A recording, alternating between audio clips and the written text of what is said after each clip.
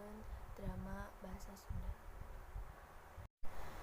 Jaman kiwari mangrupikeun waktos anu susah kanggo ngalirkeun kusabab bencana aya di mana-mana.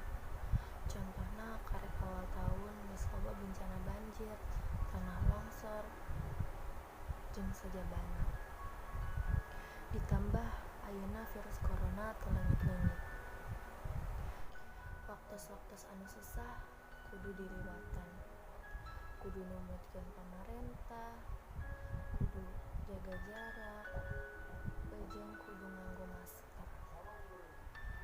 Bener-bener susah zaman ayeuna. Abdi hayang ka sakola, diajar sareng rerencangan, ulin bareng sareng rerencangan.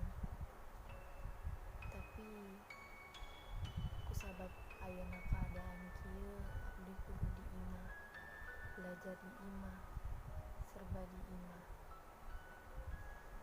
Rasana sesah pisan kudu ngalakonan ieu di imah. Tapi aya untungna oge di imah, abdi bisa deukeut jeung kolot. Hatur nuhun. Wassalamualaikum warahmatullahi wabarakatuh.